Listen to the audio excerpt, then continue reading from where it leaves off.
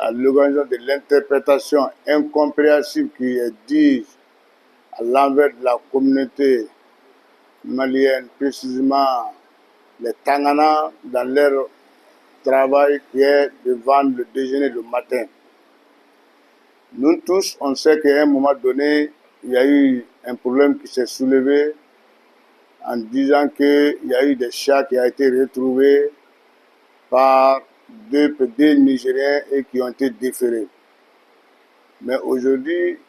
le langage est en train d'aller se répandre sur tout ce qui fait de la vente du Tangana, précisément les Maïgas, dans leur lieu de travail. Il y a des gens qui disent à eux comme quoi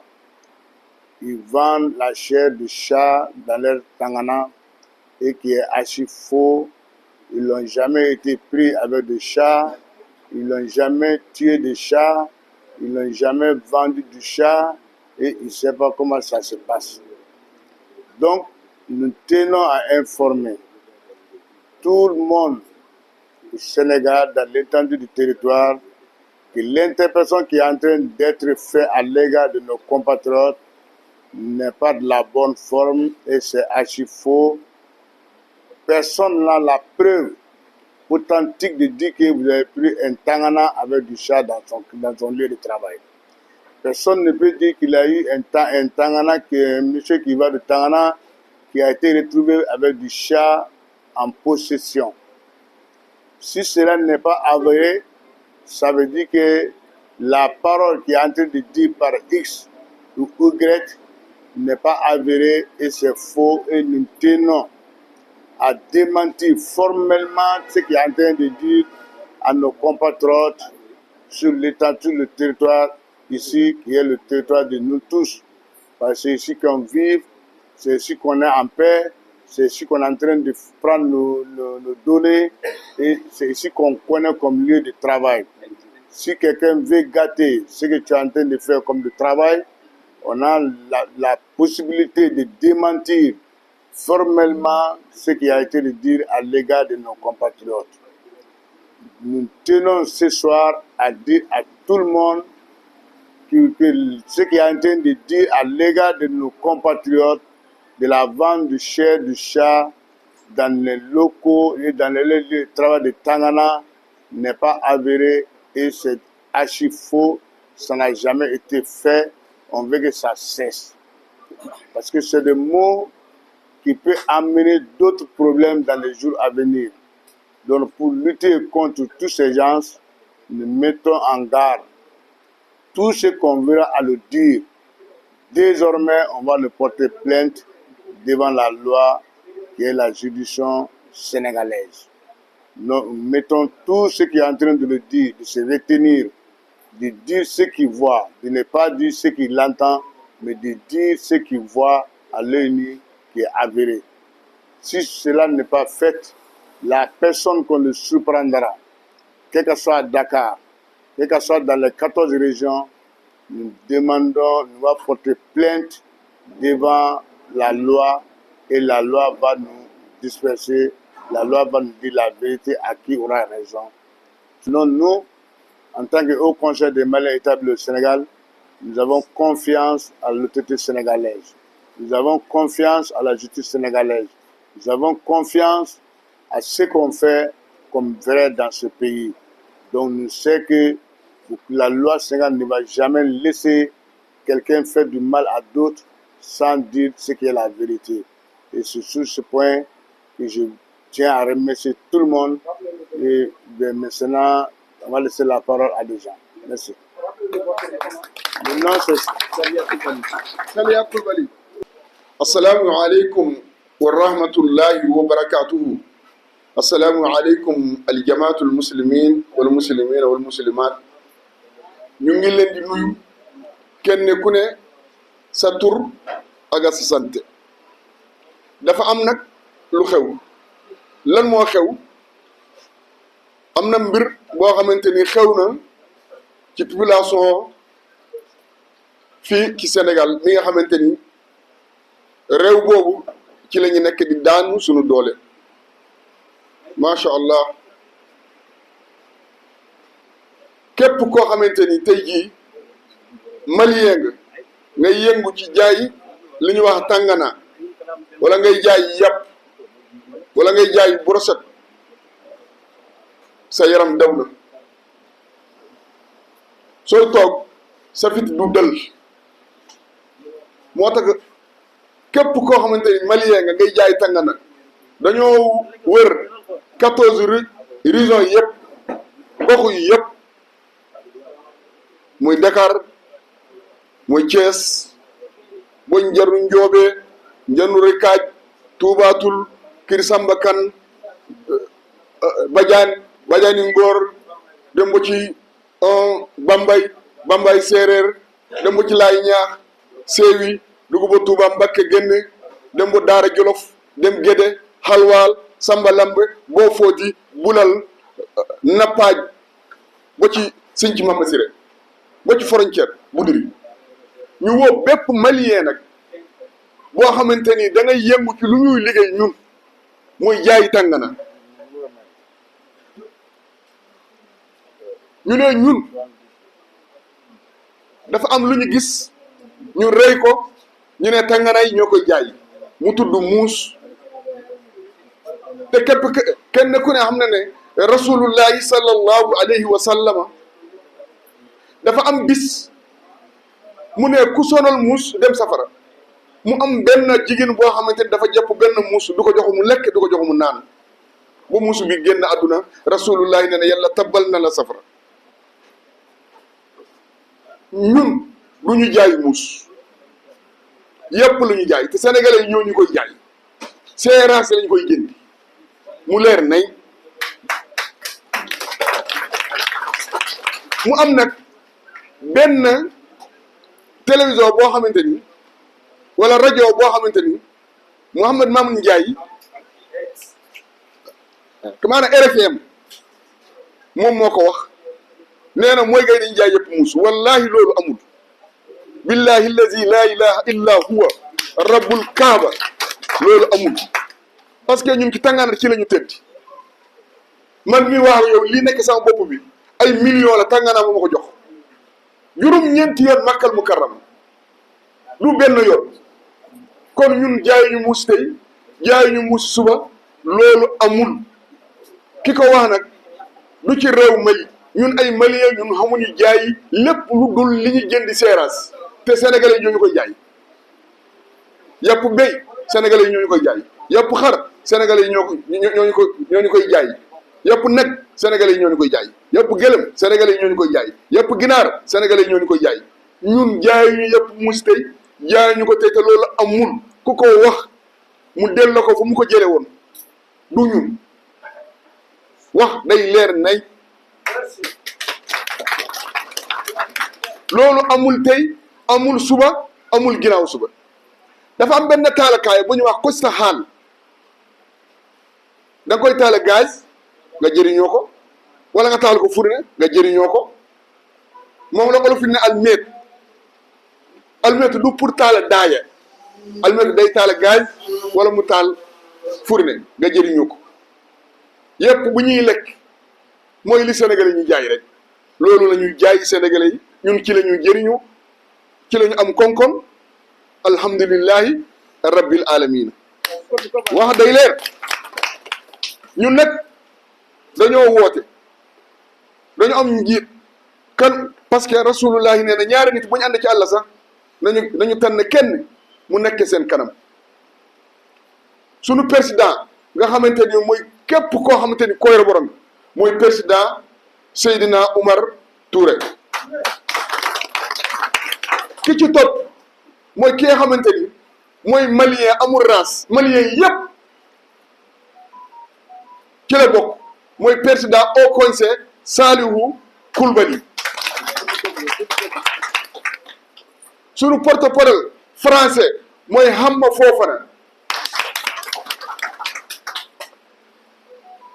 dañu ne weddi tuuma tekki du ma fa àgg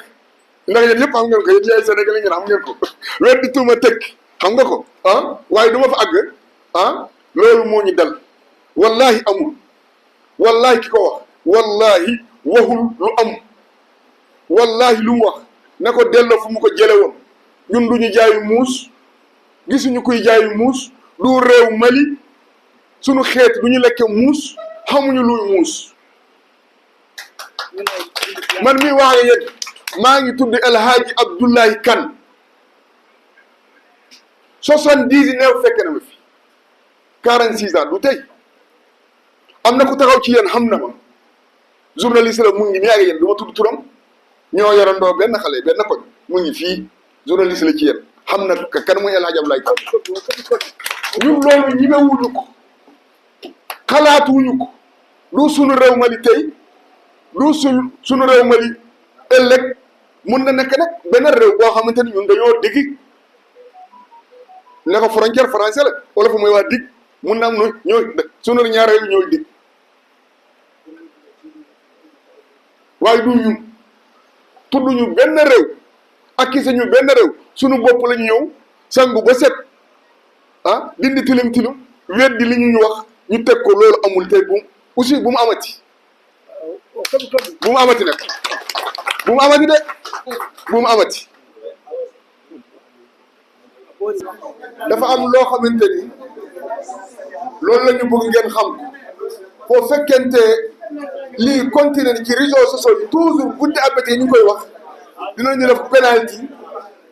dinañu porter penalty ñu koy wax ñu dem tribunal parce que ñun wóoru lañu tribunal Sénégal. Assalaamu aleykum wa rahmatullahi wa barakatuh. leer na. Voilà, le président Jean Touré et son association qui s'appelle Collaborateur a initié vraiment a initié cette rencontre, cette conférence spécialement pour que vous, les journalistes, vous êtes les voix des sans-voix. Il y a beaucoup de choses qui se passent dans ce pays ou dans d'autres pays. Sans vous, les journalistes, on ne peut pas vraiment atteindre l'objectif. On ne peut pas aussi avoir l'information. Donc, pour vraiment véhiculer l'information qui est là aujourd'hui, la manière dont les Maliens, bon, particulièrement les Tangana vivent à cause vraiment de cette affaire de viande de chat, il fallait vraiment que le président et son association puissent vraiment vous inviter pour véhiculer l'information et faire comprendre à tous les Sénégalais et les Sénégalaises que tout ce qui est en train de se dire n'est pas une vérité. Ça, c'est un. La deuxième chose que je veux vous dire, que vous savez tous, et que c'est des siècles, c'est des milliers de siècles, je peux dire qu'il n'y a qu'un seul peuple. Il n'y a pas Sénégal ou Mali. Il n'y a qu'un seul peuple, qui est le peuple de l'Afrique, qui est le Mali et le Sénégal. Donc, si souvent nous voyons vraiment des actes qui peuvent vraiment nous faire peur, nous sommes obligés quand même de faire appel à nos frères sénégalais, à nos frères maliens, se rencontrer, discuter ensemble pour que l'information puisse être véhiculée partout au Sénégal, pour que les Sénégalais puissent savoir qu'il y a certaines choses qui peuvent faire mal. Parce que nous avons constaté aussi, il y a beaucoup de gens qui sont là, ils vont faire aussi vraiment des témoignages dans la mesure où leur vente a commencé à diminuer. Quelqu'un peut venir rentrer dans un Tangana, il y a un autre qui est derrière. Ah bon? Ça fait mal. Et à cause de cette petite parole, la personne ne parle pas. Beaucoup de gens aujourd'hui, même moi personnellement, je l'ai entendu dans une boutique, deux personnes qui disent ah Mandé, avant Tabaski, Tangana, parce que Tangana est au vraiment, ce sont des choses, il faut trouver une solution. Et je pense que vous, les journalistes, vous avez la solution. Parce que vous êtes les maîtres de la parole. Vous êtes les maîtres de ceux qui peuvent vraiment faire revenir aux gens à la réalité et à la raison. Ce n'est pas pour rien que le président et son association collaborateur vous a invité pour que au moins vous pouvez vraiment couvrir cette conférence de presse. Maintenant, nous allons procéder à des témoignages. ci lenn dañ ne léegi jaaykat tàngana yi ëllëg nañuy jaay ay yàpp ay muus lañ doon jaay muy benn ñun man boobu laa mën a wax man en 88 daa samp sama tànk fii di daan sama doole ci tàngana moom laa xam ci laa teral samay waajur ba teral sama bopp man waaw boobu bu amul brochette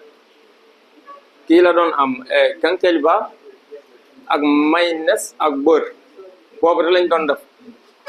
boobu soble kilo bi mu ngi doon jar ñaar dërëm ñetti dërëm ci marché boobu ni ñu produire soble léegi boo gisee mu avance ba mel ni mu mel yàlla ak tànganaa ñi jaay tànganaa ko waral tey ak pomme de terre yëpp nag ba pomme de terre ñu ngi koy jëndi kilo bi juróomi dërëm du jar dañ koy déposé bu mu yàqu ñu tuuri bon bu soble dem ba am jëg ak pomme de terre dem ba am jëg tey may ga yaa ko waral ba ci yàpp boo gisee mu seer nii yàlla ak may ga yaa tax waaw sinon yàpp kilo jëndoon nañ ko fi 800 ak 600 100 euros du jar sax bon bu ñu demee ba may commencé di produire pomme de terre ak soble boo waral nga dugg ci may ga te doo jëndi soble boobu temps soble kilo bi ñaar dërëm ñetti dërëm dañ koy maye waaw dañ koy maye ba léegi dafa doon loo xam ne foog bokk na ci consommation bi foog nga jënd ko sinon client bi du jënd yaa bu ñëwee ne amoo soble du jënd waaw ba dem ba soble dafa ñëw ba léegi saako jënd nañ ko 25000 saako pomme de terre même chose yàlla ak may gi tax kon ñun lu ko war mooy brochette ñun jaay ñu muus jaay ñu yàpp muus xamuñu muus man ma toog sans place boo yaa ngi jaay may toog ñaari xale yu góor jaar ñëw kenn ki ne ko nañ dugg ci may kii mu ne non ñi ay muus lañuy jaay léegi man ko muus may jaay yow mii yaa ko rey li ma ko jaay man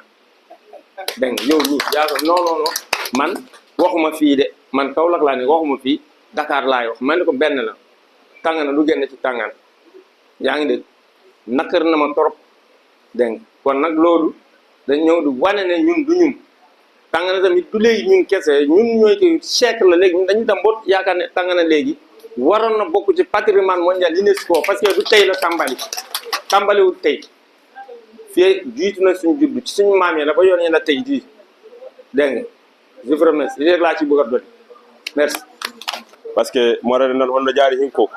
boro bobo perdi client ka sababu ci mushi ciinidi ka hira wa basi nera koyni ci tangana nera koyni ci basi nera koyni client ka pour hermas koydo marda mushi bini nera ahin saka hasare wona mati wonnero ba Sénégal ima faham ka ana ci yar yanna ci kala silama je yerse be kala basi boyro nder wi basi boyro nero wi nder nga basi boyro nero wi malikero ka kane basi di boyro gero wi boyro gero nga ka kane Sénégal yero ta say kandel suturer bu mo nder suturer wona bore yes kane hale madam hayka a 4 ben hasara ka a 4 ben gandal ben mafutay yerse baye mo go journaliste de ka yi mo cinude yi koy goro télé huudede yi harga